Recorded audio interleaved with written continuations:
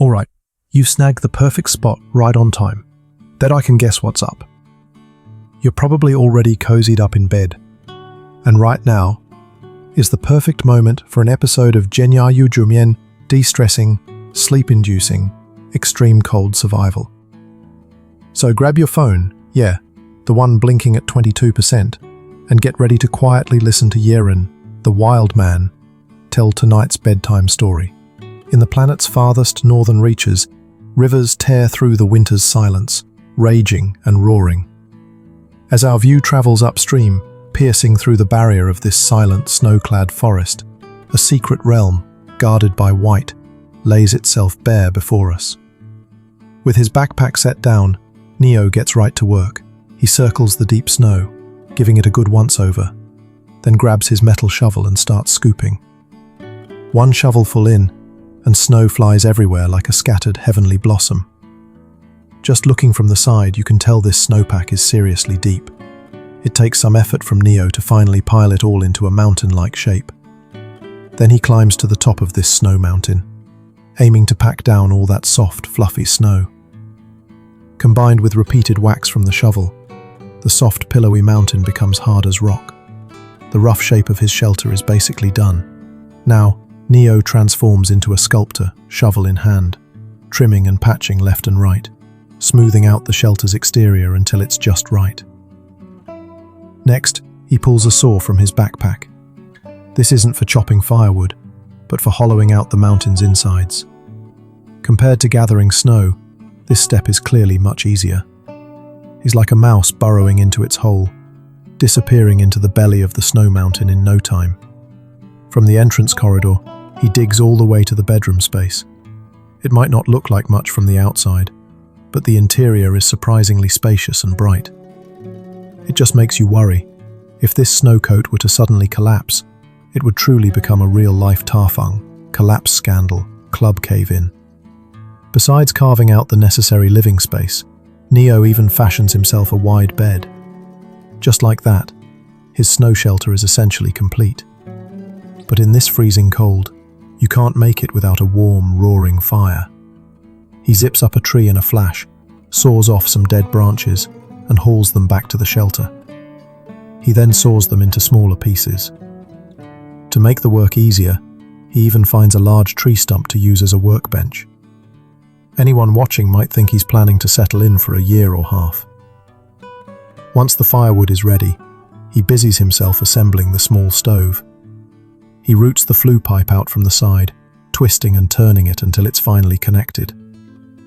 Then, he can't wait to spark a small flame. At last, he can warm his frozen little hands. By now, it's pitch black outside. Neo gathers some pine branches to spread over his bed. Sitting bedside, standards don't drop one bit. All sorts of veggies and chunks of meat come together. This combo definitely packs a nutritional punch. The stove fire roars, heating up the delicious food. In no time, he's finally digging into a steaming hot dinner. Once he's full and satisfied, he seals the entrance door tight. Under the warm glow of the lights, his snow den looks pretty atmospheric. After a long day's work, Neo crashes out immediately. He knows at dawn he'll be off on a new adventure. Leaving the snow hut behind, Neo heads up the mountain. As the altitude increases, the snow on the ground gets deeper and deeper. Neo quickly straps on his wide snowshoes and continues his journey. Under the blue sky and white clouds, he looks like a lone symbol, constantly pushing towards higher peaks. But the thin oxygen leaves him gasping for breath after just a few steps. Wheezing, he stops by a patch of grassland, planning to set up camp and spend the night here. Building a snow hut like down below is too much hassle. An economical tent is the most suitable choice. He first secures the perimeter with stakes, nice and tight. Then, in 2 or 3 moves, he has the tent frame standing. His shelter finds a home on this picturesque mountainside. With the tent sorted, Neo starts fiddling with an inflatable mattress. Now, his little nest is pretty much move-in ready. Next, he lays out all his gear like a street vendor setting up shop. You'd never guess that high up on this mountain, there's actually a huge lake hidden. Guess the snow is just too good at hide and seek, keeping the lake completely concealed. He grabs a hand crank ice auger and drills hard into the ice surface. It might not look like much on top, but the ice layer is pretty thick. He tries again and again, finally drilling a big basin into the ice. Next, he lengthens the fishing line and tosses it into the ice hole. Just like an avid fisherman casting his line, he sits waiting for greedy little fish to bite. The world under the ice is pitch black, with the occasional small fish swimming by. His first few attempts yield nothing. Nio keeps adjusting his method and finally snags a small fish. He cleans the fish right then and there. Tonight's dinner is secured, but to catch a few more fish, to improve his haul, Nio huffs and puffs, carving out another ice hole. Well, great. Now he's like a little bee buzzing back and forth non-stop between the two holes. When he encounters greedy but undersized fish, Nio's heart softens, his hand loosens, and he lets them right back into the icy water.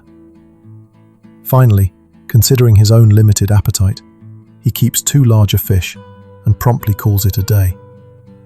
That patch of grassland becomes his makeshift kitchen. He sets up a pot, heats some oil, and tosses the prepared small fish into the pan. The aroma instantly wafts up. He adds some mushrooms and onions for garnish. This high-altitude dinner isn't just nutritious. After eating and drinking his fill, the sky is already darkened. He packs everything into the tent and gathers the fishing gear together. His journey is lonely, yet also richly rewarding. Tomorrow the sun will rise as usual, and the adventure will continue.